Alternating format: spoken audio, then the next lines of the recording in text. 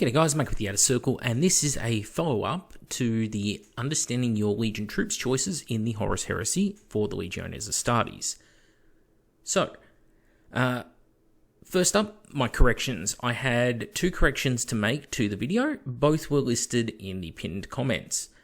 The important one, which I put up at the same time I posted up the video, was that the Recon Marines should have line against their coloration. So this line up here, this should be blue.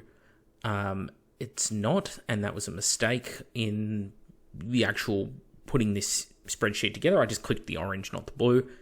Did not play into how I categorized the units because I already knew they were lined in the back of my mind, and they were treated as such for the purposes of their versatility in the forces. The second mistake was I record these videos without a script. I will make notes so that I remember things like the name of certain Legion-specific special rules, like the Inductii. So I had about a page of notes just on the Inductii because the interaction of they have this rule which replaces this rule is very hard to remember versus remembering the whole game. Other than that, this is all done off the top of my head. So if I make a mistake, it's because of that. I'm pulling it from memory. I don't make thousands and thousands of pages of pre-scripted videos on these sorts of topics. It just doesn't happen. Because of that, yeah, I expect to make mistakes, and I expect you all to pull me up on it. So one of those mistakes was I didn't talk about the Death Guard. I actually didn't mention them apart from their Inductii. I did mention them, though, in the pinned comments. So what did I say in there? Well, as I say, easy to summarize, but their buffs revolve around move and fire. So if you look at the Death Guard on the chart, in the blue, tactical squads, because being able to move and fire Fury with Legion is amazing. Also, recon and scouts being able to move and fire with their heavy weapons at full ballistic skill is amazing. For their Legion Terminators, the Indomitus pattern, they're a yellow, and that's because what buff do they get from that trait? They're already relentless, so it does nothing for them, so it doesn't give them anything. For the Inductii, it doesn't really matter. We spoke about them already. For Assault Squads and Despoil Squads, neither of those units have heavy weapons. So it is pointless giving them that ability. They get nothing from the Legion trait, pretty much. Therefore, that's why they're much lower ranked on there. And yeah, I think it kind of speaks for itself. Now, with the Tactical Support Squads, again, they don't have heavy weapons. So because they don't have heavy weapons, they're using assault weapons. They don't really see a benefit from it either. So there's very few circumstances where I think that the Death Guard's troops really benefit from their rules. Another common thing that I noted throughout here was, well, there's people who talked about the Iron Hands or the Word Bearers, things like Dark Channeling or their resilience.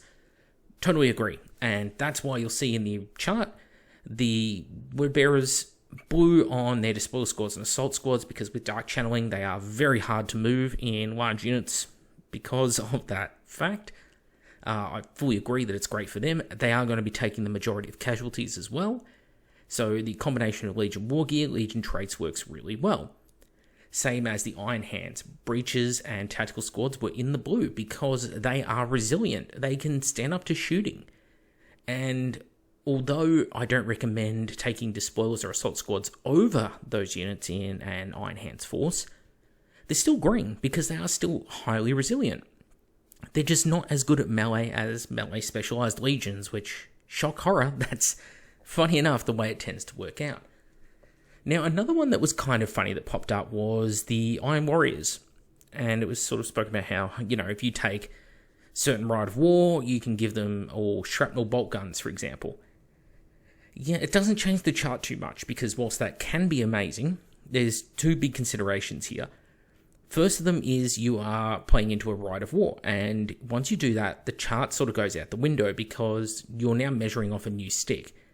If your Rite of War, for example, White Scars, makes all of your troops built-in feel no pain plus fearless, and they never, you can never score objectives for killing them, as in kill points, well, don't you think that they're going to move up from yellow?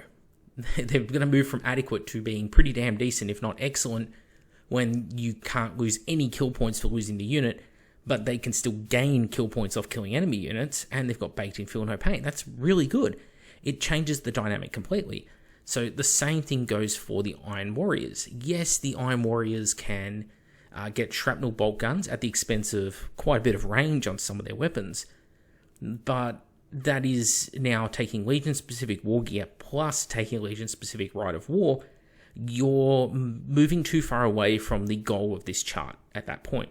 And whilst I agree with it in principle, you need to keep that in mind, in which case I should be making an entirely new chart based on each Rite of War possible. And since there are 2 Legion unique ones, plus, a dozen Legion agnostic, I don't know what the best term would be, but traits that everyone can pull from, because of those, there would be many, many, many categories to add to these charts. And I think that's too much even for me, and that's way too much niche bookwork.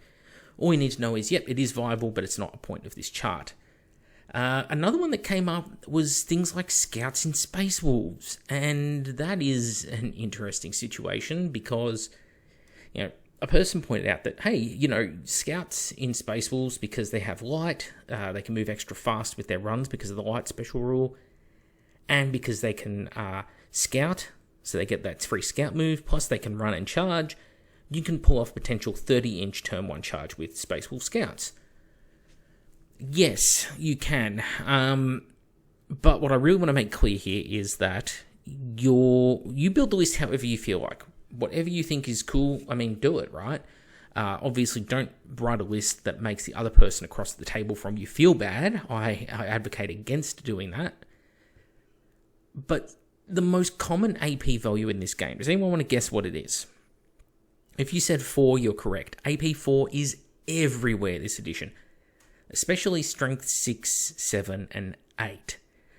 Strength 8 AP 4 Large Blast is the most common blast weapon in this edition. So let's do some maths here. You have a Toughness 4 unit with a 4-up save in a game dominated by Strength 8 AP 4 weapons. Okay? Even if they've got an apothecary attached to them, that apothecary is not going to work because the Strength 8 is going to ignore the Feel No Pain. So you're relying on the Scouts alone to get across the table.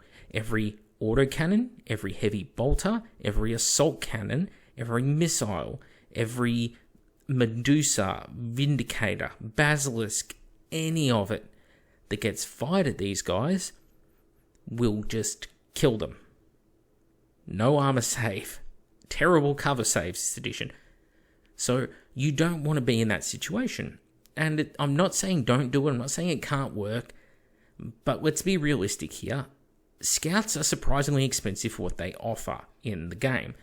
They don't have the resilience, they don't have the leadership, they don't have the special weapons required for close quarters battle in Heresy 2.0. They're legitimately a worse version of Recon Marines, because of the fact Recon Marines are pretty much the same points but have a boosted armor save. Scouts are losing that armor save and all they're gaining is the light special rule and they're losing line. So, in my mind, the Scouts are awful. Badly written, maybe not even badly written, just badly optimized to find a niche that suits them. And this is a trap that many of the units in Heresy 2.0 fall into, is that apart from the rule of cool, many of them don't have a unique place that makes you want to take them in Heresy 2.0. And that's a difficult situation to find yourself in. Look at Sicaran battle tanks. You have the Sicaran, you have the Sicaran Omega, the Sicaran Punisher. What's that, the Punisher? You've got, 15 shots on that main gun. You can also load up on all the other weapons, being like heavy bolters, or maybe if you're assault cannons, if you're like Imperial Fists or Blood Angels. And so you can put out a ridiculous amount of firepower with that thing at AP4. It is a scout killer, but not the point. Whereas you've got the Sicaran Omega, it can kill a couple of units. It's got okay anti-tank firepower. And then you've got the Arcus. Well, the Arcus is the extreme of this thing is good at every job. So you've got extremely good at every job in the Arcus. You've got an all-rounder in the form of the basic Sicaran.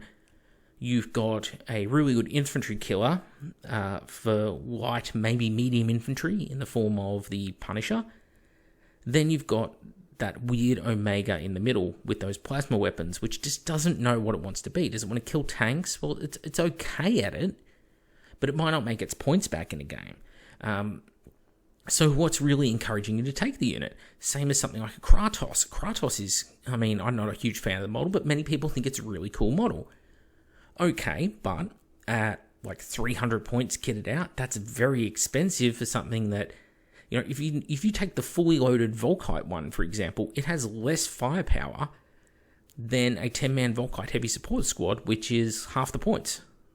So, again, what is it bringing to the table? It's probably got less resilience as well, because it's only armor 14, half a dozen hull points.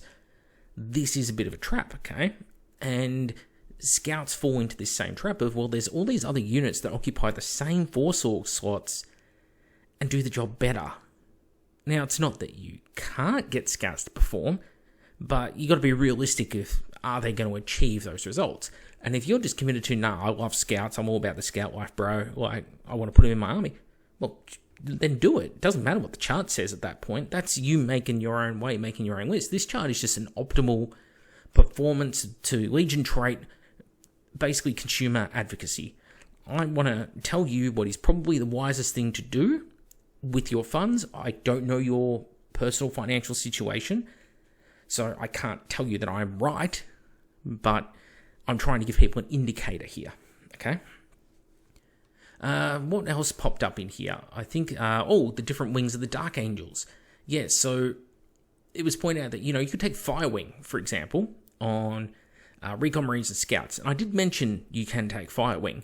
I think Firewing works really, really well on Despoilers and Assault Squads because it gives you +1 to wound against units with characters. So you're going to wound like a 3+ instead of a 4+ with chainswords, for example. And with Shredding, you're going to get a rerollable 3+. You've got a really good chance of causing a wound. Fantastic. And people mention, well, you put it on Recon Marines. Yes. But why?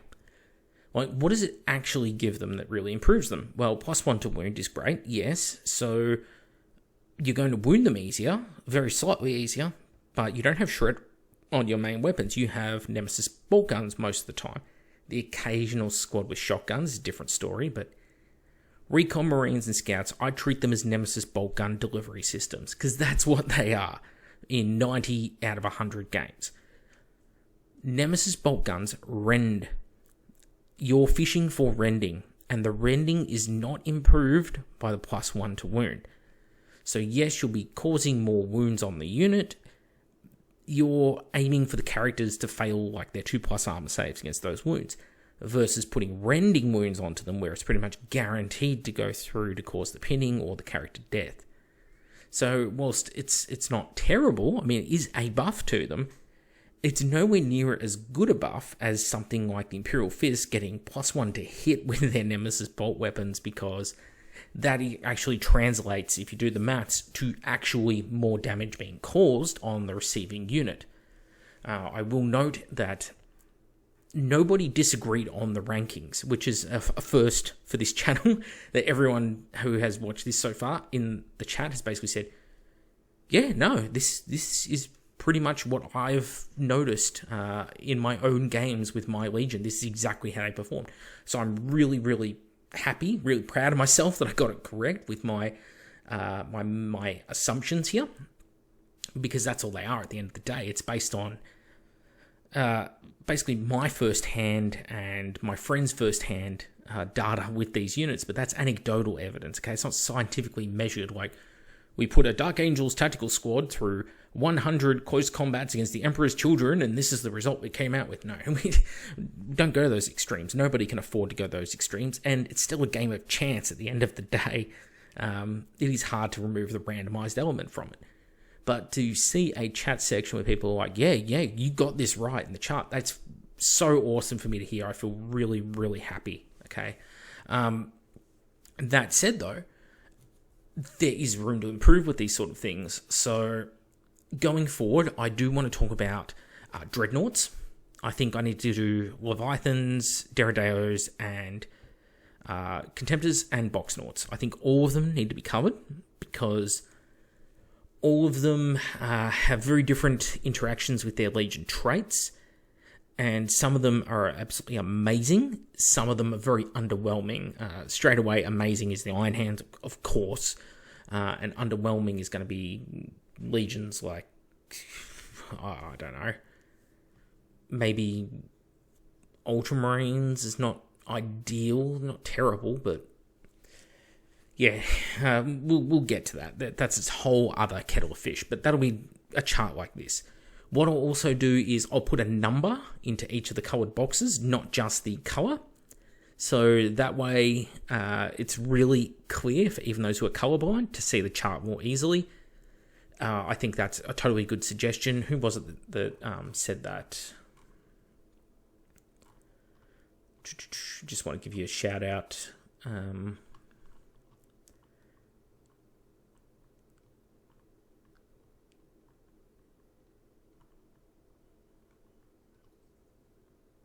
Well, it's in there somewhere. I remember someone mentioned it, which is great. So overall, it worked pretty well, this chart. And I'm interested to see people's, additional feedback to this, like other things that we missed out on. The Inductii is a really weird one as well. I want to take a moment just to talk about them before I wrap up the video, but Inductii are all over the shop, and it's really bizarre because you have people with the pretty logical question mark, which is how come you get something like the Dark Angels where their Inductii are getting like Volkite weaponry squad wide, or Emperor's Children getting Charnable Sabers squad wide, These are the brand new guys, and they're getting some of the best equipment the Legions have to offer. That seems really weird. And yes, that is really weird. I totally agree. But that's the way it's been written. And then you get a whole bunch of Legions of really underwhelming Inductii, or just outright terrible, bad choices, followed by a couple of Legions with, solid Inductii, like the Salamanders or the White Scars, where it's like, okay, these guys actually have a use. They're bringing something different to the table. Where many of the Inductii fell down was what I was saying before is, why would I take them over a regular squad beyond the rule of cool? And most of them fall down in that category. And the biggest reason for that is an Inductii-wide problem, which is you can't attach units to them. If you could attach Moritats or Apothecaries or Chaplains, something like that, to these units, it changes the dynamic completely. It would push Emperor's Children to an entirely different level if you could put a Chaplain in with that squad of 20 Charnable Sabers with a Chaplain. Holy hell, is that terrifying. Load up with like Screechers and all that sort of stuff. Completely changes how they work. Then you've got something like the Space Wolves. The Space Wolves squad competing with, Grey Hunters, Grey Slayers, that kind of thing, Stalkers, whatever all the different grey names are. They're too expensive to compete with those superior units, so you're never going to see them unless someone is super points poor. And at that point, just strip some points away elsewhere and just take a grey unit. There's just so much better. Something needs to bring something unique to the table that actually will do something in the game. Take Night Lords, okay? Night Lords Inductii. If they've all got poisoned prison shivs, okay? They've got the toothbrush, they sharpen it on the cell wall, rub it against the cell wall till it goes sharp, the old prison shiv. That's cool thematically, right? And yeah, they might stab the sergeant, but they're stuck stabbing the sergeant with a breaching 6+, otherwise useless weapon. That's not good, and because it replaced the chainsword, all of the upgrades you could give a Despoiler squad that replaced the chainsword can't be taken because they're replacing a weapon that you no longer have, so they can't replace it. So you can't give any Night Lord specific weapons to these guys. That's a huge problem, okay? And then you get something like the Ultramarines. In theory, it's like, they're inexorable, they can sit on an objective, that was one that was pointed out in the chat. Yeah, they're inexorable and sit on an objective, but you could also set a tactical squad on the objective with an Apothecary. You've got more wounds available to you for the same number of points, assuming you took the 2 special weapons, because why aren't you taking 2 special weapons on the Ultramarines? And you wouldn't be taking Flamers, they suck. You might take plasma weapons, but they kind of suck. So you're probably taking 2, clutch melter weapons. Okay, there's 10 of you on the objective. You're inexorable. But it takes more wounds to make a bigger tactical squad need to take the morale check in the first place. The bigger tactical squad also has more bodies that have to be removed before you've killed them as a squad.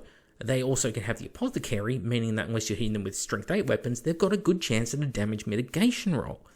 So regular Ultramarines tactical squad has an awful lot to offer there, and just having 2 melter guns alone is not enough. Contrast that with the Salamanders. The Salamanders Inductii, they're only 1 level higher on this chart than the Ultramarines, but for that 1 level, they got a weapon skill 5 sergeant, and they get a bonus of +1 to hit, or rerolling ones, one or the other, I forget now off the top of my head, in close combat. And that's amazing, comparatively, as well as having the melter weapons in the squad, and they're not capped at 10 models. So that's a significant difference, okay? And so that's why you would see differences on the chart. And when you have regular Salamander squads who, again, gain almost nothing from their Legion trait, because it's like, apothecaries can join a Salamander squad, and they'll have Heart of the Legion, that's 4+, feel no pain on objective. Yeah, until you get shot with a melter gun, which your Legion trait will kick in against, and will only wound you on a 3 instead of a 2, but it will still instant kill you. So the apothecary is completely worthless to the Salamander's tactical squad. You're gaining nothing from your Legion trait. The Legion trait really applies to Salamanders when you'll get Breaches and Indomitus Terminators, for example, where it's like, okay, now you've got an invulnerable save. You have a chance of surviving these wounds because your damage mitigation isn't good enough. The game is riddled, and it's a severe problem right now, which probably bears talking about, but the game is riddled with Strength 8 weapons, okay? To the degree that Strength 8 AP3 is mildly common. Strength 8 AP1 and 2 in the form of Gravis las cannons are everywhere. Gravis melter guns are everywhere, or melter cannons, multi-melters, whatever. They're everywhere. It's their go-to weapons for dreadnoughts. One arm, generally on a dreadnought, the most common loadout I've noticed, your area may differ, is Gravis multi-melter, dreadnought close combat weapon, Gravis power fist, new copyright-friendly game, with an inbuilt melter gun. That seems to be the most common loadout I'm noticing on dreadnoughts. And that dreadnought has a good chance at killing Marines with every shot. Strength 7 weapons are just not that great this edition, like plasmas. Plasmas were everywhere last edition because they were really good. AP2. This edition you're fishing for breaching 4+, which it's not great at all. There's the occasional plasma weapon which is rending 4+. That's a different kettle of fish entirely, because that is going to wound things on a 4+, even if they're toughness 9, or toughness 10. Doesn't matter, it will do it. That's fantastic, and also get a boost against vehicles, which regular breaching does not. But AP2, AP3, Strength 8 weapons everywhere. Missiles, Tyrant Siege Terminators, regular crack missiles, las cannon heavy support squads. Nearly every army I see has them. Sicaran's Arcus, the Whirlwind Scorpius. Okay, these weapons are widespread. If these weapons are widespread and ignore your damage mitigation, that's a huge problem for all of these units. And that's why something like the Iron Hands tactical squads, who will get their damage mitigation rolls against it, are just so good. Okay, so these are all things you've got to keep in mind this edition. Anyway, there are some legions as well, like Iron Warriors, where you pretty much crap across the board because your legion traits are not made for your basic guys to excel. Take that how you will. I think that's a bit of a miss with the Iron Warriors in that regard, but their legion traits boost the damage-dealing units in a legion army, and that's why I think they're the second strongest legion, because the units you want to damage are things like dreadnoughts. You're given the tools to do so, and that makes the Iron Warriors incredibly good. And that's different to, say, the Iron Hands. Like, a lot of people would say Iron Hands are top-tier legion, and they're good. They are good. Like, their dreadnoughts, if you're at the Ancients, is one of the scariest. The difference, though, with Iron Hands is they don't have the tools, damage-wise, to put down other legions' nastiest units. Okay, they can deal with dreadnoughts well, with things like twin grav pistol Moritats or Graviton Shredder armed squads. totally down with that tactic. I think that's cool as hell. But other than that, their vehicles, their dreadnoughts, none of them are actually boosted stats-wise for aggression. They're only boosted in resilience. And that resilience goes out the door very, very quickly once you're into close combat, and you realize that you're the same resilience now as your opponent, and say in a dreadnought versus dreadnought battle, and that other dreadnought might be a World Eater's one who's now going to throw like 2 extra attacks against you. That's going to have a fatal outcome on a dreadnought in close combat because of the Brutal 3.